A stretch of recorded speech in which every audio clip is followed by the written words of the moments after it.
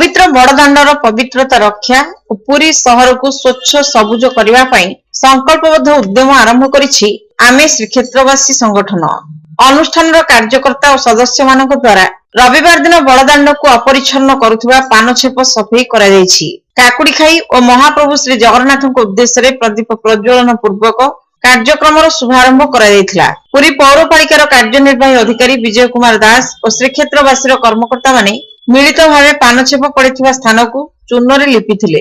काकुड़ीखाई मंदिर निकटरू बड़दाण्डर जगन्नाथ बल्लभ मठ पर्यंत निर्मित ब्यारिकेड उभय पार्श्व पानछेप परिष्कार करा जायथिला। ए कार्यक्रम माध्यम पुरी सहर को देशर श्रेष्ठ स्वच्छ और सबुज सहर रे परिणत करबा पई सचेतनतार वार्ता दिया जायथिला।